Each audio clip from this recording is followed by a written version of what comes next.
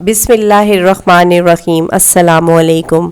نصر السعاد نامی ایک شخص اپنی بیوی اور ایک بچے کے ساتھ غربت و افلاس کی زندگی بسر کر رہا تھا۔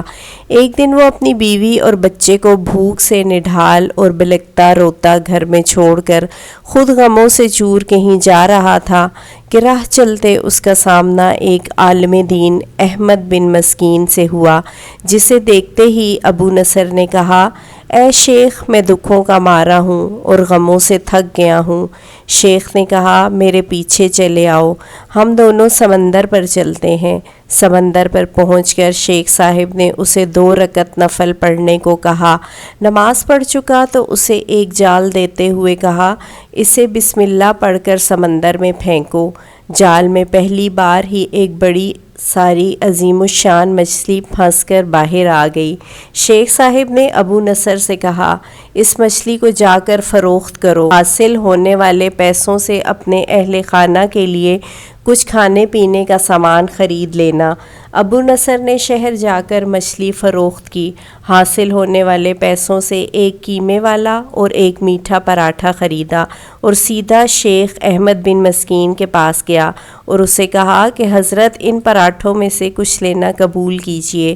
جب شیخ صاحب نے کہا، اگر تم نے اپنے کھانے کے لیے جال پھینکا ہوتا تو کسی مچھلی نے نہیں پھنسنا تھا۔ میں نے تمہارے ساتھ نیکی گویا اپنی بھلائی کے لیے کی تھی، نہ کہ کسی اجرت کے لیے۔ تم یہ پراٹھے لے کر جاؤ اور اپنے اہل خانہ کو کھلاؤ۔ ابو نصر پراٹھے لیے خوشی خوشی اپنے گھر کی طرف جا رہا تھا کہ اس نے راستے میں بھوکوں ماری ایک عورت کو روتے دیکھا، جس کے پاس ہی اس کا بے حال بیٹا بھی بیٹھا تھا۔ ابو نصر نے اپنے ہاتھوں میں پکڑے ہوئے پراٹھوں کو دیکھا اور اپنے آپ سے کہا کہ اس عورت اور اس کے بچے اور اس کے اپنے بچے اور بیوی میں کیا فرق ہے؟ معاملہ تو ایک جیسا ہی ہے، وہ بھی بھوکے ہیں اور یہ بھی بھوکے ہیں، پراٹھے کن کو دے؟ عورت کی آنکھوں کی طرف دیکھا تو اس کے بہتے آنسو نہ دیکھ سکا اور اپنا سر جھکا لیا۔ پراٹھے عورت کی طرف بڑھاتے ہوئے کہا، یہ لو، خود بھی کھاؤ اور اپنے بیٹے کو بھی کھلاؤ۔ عورت کے چہرے پر خوشی اور اس کے بیٹے کے چہرے پر مسکراہٹ پھیل گئی۔ ابو نصر غمگین دل لیے واپس اپنے گھر کی طرف یہ سوچتے ہوئے چل دیا کہ اپنے بھوکے بیوی بیٹے کا سامنا کیسے کرے گا۔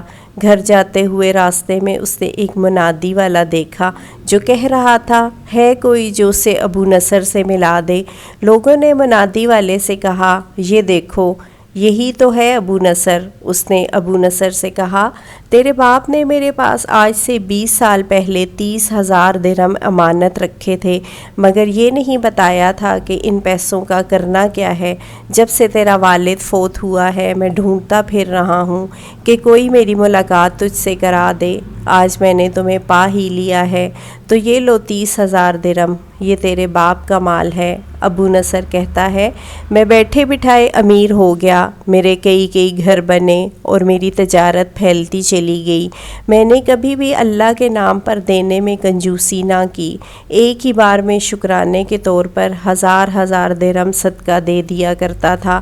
مجھے اپنے آپ پر رشک آتا تھا کہ کیسے فراغ دلی سے صدقہ خیرات کرنے والا بن گیا ہوں۔ ایک بار میں نے خواب دیکھا کہ حساب کتاب کا دن آن پہنچا ہے اور میدان میں ترازو نصب کر دیا گیا ہے۔ منادی کرنے والے نے آواز دی، ابو نصر کو لایا جائے اور اس کے گناہ و ثواب تولے جائیں۔ کہتا ہے، پلڑے میں ایک طرف میری نیکیاں اور دوسری طرف میرے گناہ رکھے گئے تو گناہوں کا پلڑا بھاری تھا۔ میں نے پوچھا، آخر کہاں گئے ہیں میرے صدقات جو میں اللہ کی راہ میں دیتا رہا تھا؟ تولنے والوں نے میرے صدقات نیکیوں کے پلڑے میں رکھ دیے۔ ہر 1000 درہم کے صدقے کے نیچے نفس کی شہوت، میری خود نمائی کی خواہش اور ریاکاری کا ملمہ چڑھا ہوا تھا، جس نے ان صدقات کو روئی سے بھی زیادہ ہلکا بنا دیا تھا۔ میرے گناہوں کا پلڑا ابھی بھی بھاری تھا۔ میں رو پڑا اور کہا، ہائے رے، میری نجات کیسے ہوگی؟ منادی والے نے میری بات کو سنا تو پھر پوچھا، ہے کوئی باقی اس کا عمل تو لے آؤ۔ میں نے سنا ایک فرشتہ کہہ رہا تھا، ہاں، اس کے دیے ہوئے 2 پراٹھے ہیں جو ابھی تک میزان میں نہیں رکھے گئے۔ وہ 2 پراٹھے ترازو پر رکھے گئے تو نیکیوں کا پلڑا اٹھا، ضرور، مگر ابھی نہ تو برابر تھا اور نہ ہی زیادہ۔ منادی کرنے والے نے پھر پوچھا، ہے کچھ اس کا اور کوئی عمل؟ فرشتے نے جواب دیا، ہاں، اس کے لیے ابھی کچھ باقی ہے۔ منادی نے پوچھا، وہ کیا؟ کہا، اس عورت کے آنسو جسے اس نے اسے 2 پراٹھے دیے تھے۔ عورت کے آنسو نیکیوں کے پلڑے میں ڈالے گئے، جن کے پہاڑ جیسے وزن نے ترازو کے نیکیوں والے پلڑے کو گناہوں کے پلڑے کے برابر لا کر کھڑا کر دیا۔ ابو نصر کہتا ہے، میرا دل خوش ہوا کہ اب نجات ہو جائے گی۔ منادی نے پوچھا، ہے کوئی کچھ اور باقی عمل اس کا؟ فرشتے نے کہا، ہاں، ابھی اس بچے کی مسکراہٹ کو پلڑے میں رکھنا باقی ہے، جو پراٹھے لیتے ہوئے اس کے چہرے پر آئی تھی۔ مسکراہٹ کیا پلڑے میں رکھی گئی؟ نیکیوں والا پلڑا بھاری سے بھاری ہوتا چلا گیا۔ منادی کرنے والا بول اٹھا، یہ شخص نجات پا گیا ہے۔ ابو نصر کہتا ہے، میری نیند سے آنکھ کھل گئی۔ میں نے اپنے آپ سے کہا، اگر میں نے اپنے کھانے کے لیے جال پھینکا ہوتا تو کسی مچھلی نے نہیں پھنسنا تھا، اور اپنے کھانے کے لیے پراٹھے خریدے ہوتے تو آج نجات بھی نہیں ہونی تھی۔